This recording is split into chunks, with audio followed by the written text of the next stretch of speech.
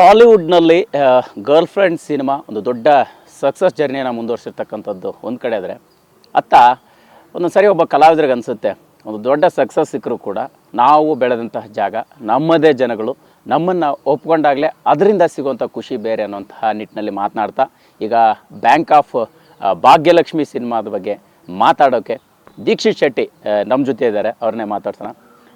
ದೀಕ್ಷಿತ್ ಅವರೇ, ಒಂದು ವಿಷಯ ನಿನ್ನೆ ನಾನು ನಿಮ್ಮನ್ನು ನೋಡಿದಾಗ ಮಾತಾಡಿದಾಗ ಅನ್ನಿಸ್ತಾ ಇತ್ತು, ಸದ್ಯಕ್ಕೆ ಒಂದು ಗರ್ಲ್ ಫ್ರೆಂಡ್ ದೊಡ್ಡ ಸಕ್ಸಸ್ ಫಸ್ಟ್ ಆವಾಗೆ ಮಾತಾಡೋದು ನಿಮ್ಮ ಸಿನಿಮಾ ಜರ್ನಿಯಲ್ಲಿ ಎಷ್ಟು ಸ್ಪೆಷಲ್ ಸಿನಿಮಾ ಆಯಿತು ಅನ್ನುವಂಥದ್ದು. ಬಹಳ ದೊಡ್ಡ ಸಿನಿಮಾ ಆಗಿದೆ. ಅಂದರೆ ಹಂತವಾಗೂ ಸಿನಿಮಾ ಮಾಡ್ತಾ ಮಾಡ್ತಾ ಒಂದೊಂದು ಮೆಟ್ಲೇರಬೇಕು ಅಂತಾರೆ. ಹೈದರಾಬಾದಲ್ಲಿ ಅಥವಾ ತೆಲಂಗಾಣದಲ್ಲಿ ಇಲ್ಲಿ ರೋಹಿತ್ ಅನ್ನುವ ಪಾತ್ರ ದಿಯಾದಲ್ಲಿ ಮಾಡಿದ್ದು, ಇವತ್ತಿಗೂ ಆ ಹೆಸರಿಂದ ಕರೀತಾರೆ. ಅಥವಾ ದಸರಾದಲ್ಲಿ ಸೂರ್ಯ ಅಂತ ಹೇಳ್ತಾ ಇದ್ರು, ಪ್ರಾಬ್ಲಿ ಇನ್ಮೇಲೆ ವಿಕ್ರಮ್ ಅಂತ ಹೇಳೋದಕ್ಕೆ ಶುರು ಮಾಡ್ತಾರೆ ಗರ್ಲ್ ಫ್ರೆಂಡಿನ. ಅಂದರೆ ನಾವು ಹಿಂದೆ ಮಾಡಿರುವಂಥ ಪಾತ್ರ ಮರೆಸುವಂಥ ಸಿನಿಮಾ ಆಗಬೇಕು ನಾವು ಮಾಡುವ ಮುಂದಿನ ಸಿನಿಮಾ ಅಂತ. ಸೊ ಗರ್ಲ್ ಫ್ರೆಂಡ್ ಆ ಮಟ್ಟದಲ್ಲಿ ಒಂದು ಉತ್ತಮವಾದ ಪ್ರತಿಕ್ರಿಯೆ ಸಿಕ್ಕಿದೆ. ಆ್ಯಂಡ್ ನಾನೇನು ಬಾಕ್ಸ್ ಆಫೀಸ್ ಕಲೆಕ್ಷನ್ ಅಂತ ಇತ್ತೀಚೆಗೆ ಹೇಳೋದಕ್ಕೆ ಶುರು ಮಾಡಿದೆ. ಯಾಕಂದರೆ ಮೊದಲನೇ ಕೆರಿಯರ್ ಶುರು ಮಾಡಿದಾಗ ಬಾಕ್ಸ್ ಆಫೀಸ್ ಬಗ್ಗೆ ಮಾತಾಡೋಕ್ಕಾಗಲ್ಲ, ಕಲೆಕ್ಷನ್ ಬಗ್ಗೆ ಮಾತಾಡೋಕ್ಕಾಗಲ್ಲ, ಆಗ ಅವಕಾಶಗಳು ಸಿಗೋದು ದೊಡ್ಡ ವಿಷಯ ಆಗುತ್ತೆ. ಬಟ್ ಹೋಗ್ತಾ ಸಿನಿಮಾ ಎಷ್ಟು ಗಳಿಕೆ ಮಾಡುತ್ತೆ ಅನ್ನೋದು ಬಹಳ ಮುಖ್ಯ ಆಗುತ್ತೆ. ಯಾಕಂದರೆ ನಾವು ಮುಂದಿನ ಸಿನಿಮಾಗೆ ಅದು ರಿಫ್ಲೆಕ್ಟ್ ಆಗುತ್ತೆ ಆ ನಂಬರ್ಸ್. ಸೊ ಅದನ್ನೆಲ್ಲ ನೋಡಿದಾಗ ಗರ್ಲ್ ಫ್ರೆಂಡ್ ಇವತ್ತು ಅದು ಕಲೆಕ್ಟ್ ಮಾಡ್ತಿರುವ ನಂಬರ್ಸ್ ಆಗಿರ್ಬೋದು, ಆಡಿಯನ್ಸ್ ಅದನ್ನು ನೋಡ್ತಿರೋದಾಗಿರ್ಬೋದು, ಆ್ಯಂಡ್ ಆಲ್ಸೋ ಎಲ್ಲದಕ್ಕಿಂತ ಹೆಚ್ಚಾಗಿ ಆ ಸಿನಿಮಾ ಒಂದು ಕಲ್ಚರಲ್ ಹಿಟ್ ಆಗಿದೆ. ಹೆಣ್ಮಕ್ಳಿಗೆ ಬಹಳ ಕನೆಕ್ಟ್ ಆಗ್ತಿದೆ. ನಮ್ಮ ರೂಟ್ಸ್ ಬಗ್ಗೆ ಮಾತಾಡುತ್ತೆ, ಸಾಕಷ್ಟು ವಿಚಾರಗಳ ಬಗ್ಗೆ ಮಾತಾಡುತ್ತೆ. ಆ್ಯಂಡ್ ಅದಕ್ಕೆ ಈ ರೀತಿ ಜನ ಕನೆಕ್ಟ್ ಆಗಿರೋದು ನೋಡಿದಾಗ ಬಹಳ ಖುಷಿ ಆಗ್ತಾ ಇದೆ. ಆ್ಯಂಡ್ ಅಲ್ಲಿ ಸಿಗ್ತಿರುವ ಪ್ರತಿಕ್ರಿಯೆ, ಪರ್ಫಾರ್ಮೆನ್ಸ್ಗೆ ಸಿಗ್ತಿರುವ ಪ್ರತಿಕ್ರಿಯೆ ಆಗಿರ್ಬೋದು, ಪ್ರೊಡಕ್ಷನ್ ಹೌಸಸ್ ಅವರು ನಮ್ಮ ಗೀತಾ ಅಡ್ಜಿ ಅವರು ನನ್ನ ಗುರುತಿಸ್ತಿರೋ ರೀತಿ ಆಗಿರ್ಬೋದು, ಇದು ಬಹಳ ಖುಷಿಯಾಗಿದೆ. ಅಂದರೆ ಈ ದಿನಕ್ಕೋಸ್ಕರ ಎಲ್ಲ ಕಲಾವಿದರು ಜರ್ನಿನ ಶುರು ಮಾಡೋದು ಅದು ಇವತ್ತು ಅಲ್ಲಿ ಸಿಕ್ಕಿದೆ. ಸೊ ಅದು ಭಾಳ ಖುಷಿಯಾಗಿದೆ. ಒಂದು ಮಾತು ಹೇಳ್ತಾ ಇದ್ರೆ, ಹೆಣ್ಮಕ್ಳಿಗೆ ತುಂಬ ಸ್ಪೆಷಲ್ಲಾಗಿ ಕನೆಕ್ಟ್ ಆಗುವಂಥ ಪಾತ್ರ ಕೂಡ ಹೌದು, ಸಿನಿಮಾ ಕೂಡ ಹೌದು.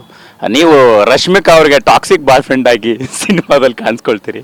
ಅಂದರೆ ಒಂದು ತುಂಬ ಪ್ರೀತಿಸುವಂಥ ಹೃದಯಗಳಿಗೆ, ತುಂಬ ಪ್ರೀತಿ ಮಾಡುವಂತಹ ಸನ್ನಿವೇಶಗಳಿಗೆ ಆ ಸಿನಿಮಾ ಆ ಪಾತ್ರ ಕನೆಕ್ಟ್ ಆಗುವಂಥದ್ದನ್ನು ಫಸ್ಟ್ ನೀವು ಕತೆ ಕೇಳಿದಾಗ ಹೇಗೆ ಅನಿಸಿತ್ತು? ಈಗ ಮೊನ್ನೆ ಅಷ್ಟೇ ಒಂದು ಸಕ್ಸಸ್ ಮೀಟಲ್ಲಿ ವಿಜಯ್ ದೇವರಕೊಂಡವರಿದ್ದರು, ರಶ್ಮಿಕಾ ಅವರಿದ್ದರು, ನೀವಿದ್ರಿ. ಸೊ ಅದೆಲ್ಲವೂ ಕೂಡ ಹೇಗೆ ಅನ್ನಿಸ್ತಾ ಹಂತಕ್ಕೆ ಅಂತ? ಅಂದರೆ ಬರೀ ಹೆಣ್ಮಕ್ಳಿಗೆ ಮಾತ್ರ ಅಂತಲ್ಲ, ತುಂಬ ಜನ ಗಂಡ್ಮಕ್ಳು ಕನೆಕ್ಟ್ ಆಗುತ್ತೆ ಈ ಸಿನಿಮಾ. ಬಟ್ ಹೆಣ್ಮಕ್ಳು ಜಾಸ್ತಿ ಬಂದು ನೋಡ್ತಾ ಇದ್ದಾರೆ ಸಿನಿಮಾನ. ಆ್ಯಂಡ್ ಗಂಡ್ಮಕ್ಳು ಕೂಡ ಚಪ್ಪಾಳೆ ಹೊಡೆಯೋದನ್ನು ನಾನು ನೋಡಿದ್ದೀನಿ. ಏನಾಗುತ್ತೆ, ಈ ಥರದ ಸಿನಿಮಾಗಳು, ಈ ಥರದ ವಿಚಾರಗಳನ್ನು ನಾವು ಹೊರಗಡೆ ಬಹಿರಂಗವಾಗಿ ಮಾತಾಡೋದಿಲ್ಲ. ನಾವು ತುಂಬ ಕ್ಲೋಸ್ ಸರ್ಕಲ್ಲು, ತುಂಬ ಆತ್ಮೀಯರ ಜೊತೆ ಮಾತ್ರ ಈ ಥರದ ವಿಚಾರಗಳನ್ನ ಮಾತಾಡ್ತೀವಿ. ಸೊ ಆ ಥರದ ಒಂದಿಷ್ಟು ವಿಚಾರಗಳನ್ನು ಇಟ್ಕೊಂಡು ಸಿನಿಮಾ ಮಾಡಿದ್ವಿ. ತುಂಬ ಲೌಡಾಗಿ ಹೇಳೋದಕ್ಕೆ ಹೊರಟಿದ್ವಿ ಈ ಸಿನಿಮಾ ಮೂಲಕ. ಅದನ್ನು ಆಡಿಯನ್ಸು ಅಷ್ಟೇ ಪ್ರೀತಿಯಿಂದ, ಅಷ್ಟೇ ಮೆಚ್ಯೂರ್ಡ್ ಆಗಿ ಅದನ್ನು ಅಕ್ಸೆಪ್ಟ್ ಮಾಡಿರುವ ರೀತಿ ನೋಡಿದಾಗ ಭಾಳ ಖುಷಿಯಾಗುತ್ತೆ. ಅಂದರೆ ಜನರು ಸಿನಿಮಾ ನೋಡುತ್ತಿರುವ ದೃಷ್ಟಿಕೋನವನ್ನು ಕೂಡ ಬದಲಾಯಿಸ್ತಾ ಇದ್ದಾರೆ. Cinema is not just made for entertaining ಅಂತ ನಾವು ಯಾವಾಗಲೂ ಏನು ಹೇಳ್ತೀವಿ. ಕೆಲವು ಜವಾಬ್ದಾರಿಗಳಿರುತ್ತೆ, ಸಾಮಾಜಿಕ ಜವಾಬ್ದಾರಿಗಳಿರುತ್ತೆ ಸಿನಿಮಾ ಮಾಡುವಾಗ. ಅದು ಈ ಸಿನಿಮಾದಲ್ಲಿ ಕಾಣುತ್ತೆ. ಆ್ಯಂಡ್ ಅದನ್ನು ಜನ ತುಂಬ ಅದ್ಭುತವಾಗಿ ಅಕ್ಸೆಪ್ಟ್ ಮಾಡ್ಕೊಂಡಿದ್ದಾರೆ. ಸೊ ಎಲ್ಲರೂ ಹೋಗಿ ನೋಡುವಂಥ ಸಿನಿಮಾ.